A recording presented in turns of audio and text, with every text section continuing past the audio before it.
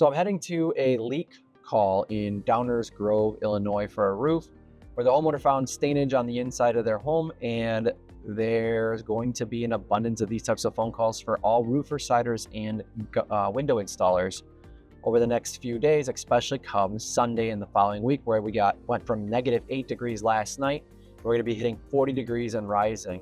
These are not leaks. They are typically moisture or condensation issues inside the walls. And in this video, I'm going to cover the most common reasons why this happens, how to remedy it, and how to also investigate it, find the reasons behind or the culprit behind why this is happening. So stick around if you want to learn more.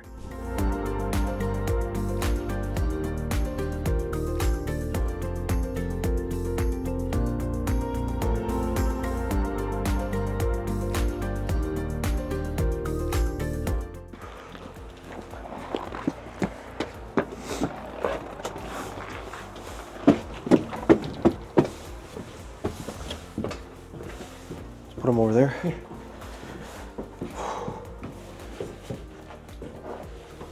I hate this weather. Yeah, the weather's been rough. So if we're looking at it from the inside. Oh, it's over here. Let's see. It'll be like right here. Okay. But obviously I don't see any moisture on the inside at least.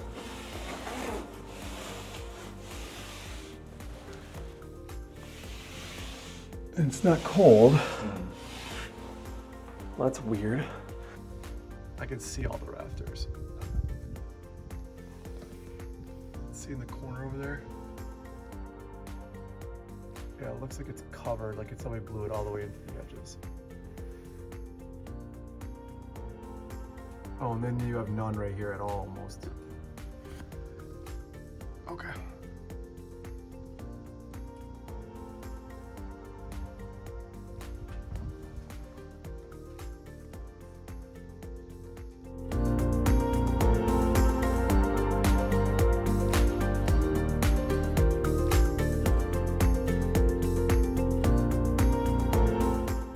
Okay, so play-by-play, we just left that home in Downers Grove, and we are going to assess what the heck happened and how you have that moisture build up on the outside. Luckily, it wasn't on the inside of his home.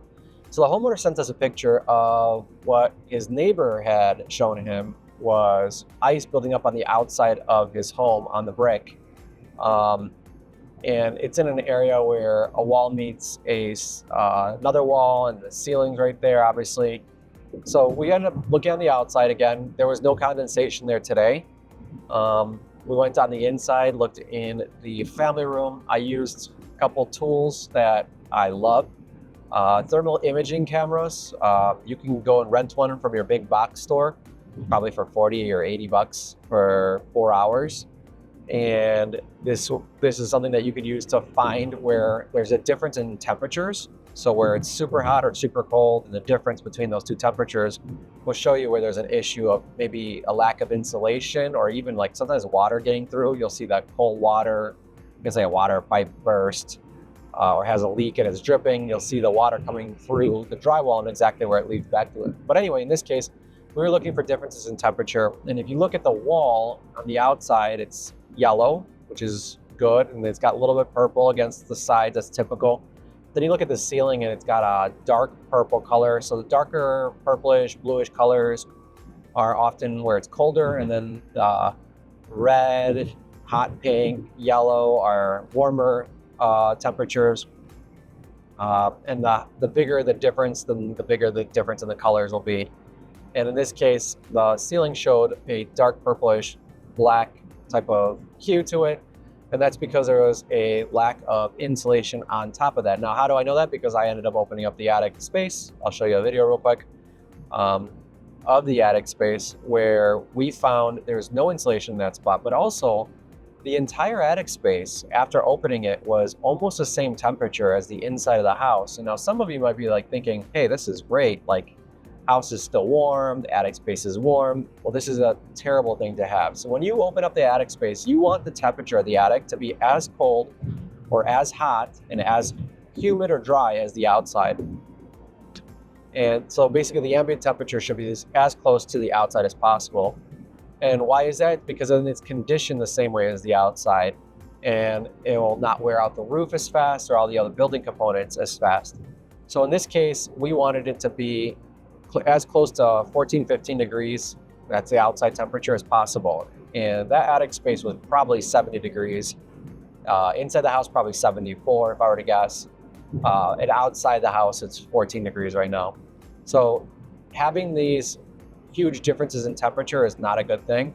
Because what ends up happening is, they had 3 inches of insulation. You're supposed to have, I think, close to 19 inches of insulation in the Midwest. And I can't remember if it's an R48 or 56, but in the Midwest, there's energy conservation code, which will tell you what kind of insulation you need in your walls, in your ceilings, and in your crawl spaces. So look at that as a guide for wherever you live. But again, in Downers Grove, I believe it's 48. And this house had 3 inches. So basically it's not protected from the inside temperatures and humidity and water and everything else. So we need to up the insulation, add baffles at the eaves. Baffles pretty much let air travel over the insulation, because again, you want that air to be fresh and moving. I call the eaves of the roofs where the roof breathes in, and the top of the roof where they have vents where it breathes out, because heat naturally rises, so it's going to naturally keep pulling the air from the bottom of the roof and pushing it through the top.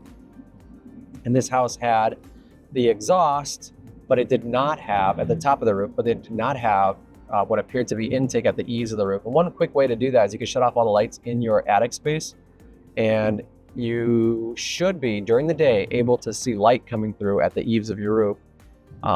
Sometimes this will not happen if A, the holes aren't cut out, B, somebody put insulation and covered the intakes. So you want to make sure there's air coming through.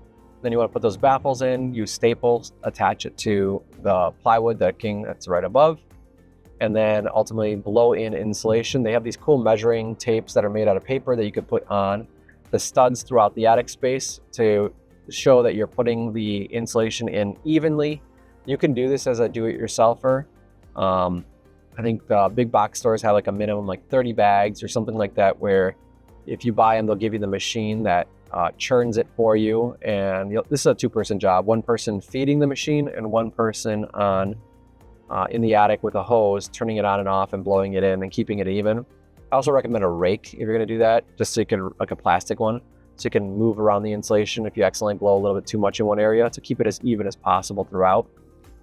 And this should keep the outside and inside temperatures separated, which ultimately will mean that you shouldn't have any moisture or condensation issues in your attic. Other things to look out for in your attic space include if you have a bathroom vent, and the bathroom vent is there to, let's say you take a hot shower, you want to make sure the moisture is out of the bathroom. Well, you don't want to push that moisture into the attic space. You want to push it outside of the house.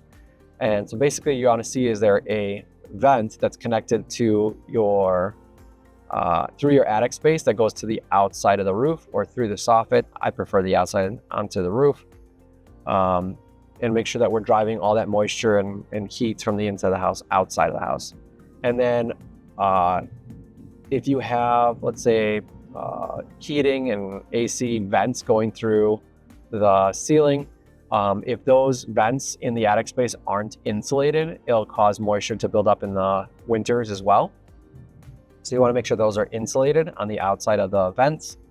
And then if you have any pipe stacks or stink stacks that come through, like from your toilets, you're required to have them. So you do have them. I found one house where they actually had the stink stack stopped and cut off before the plywood, and it wasn't routed out to the roof. And sure enough, they had black fungal growth on the inside of the attic space, and icicles growing around it as well, and frost. So you want to get rid of any type of heat exchange from the house. Sometimes dryer vents, if they're routed into the attic space, same thing will happen. Want to route that out of the house.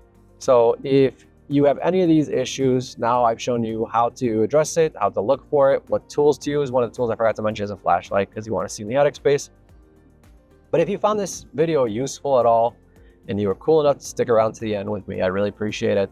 please like and subscribe. It does help put this in front of others that have the same issue or experiencing a leak and don't know how it's possible when it's freezing and maybe not raining or snowing at the moment.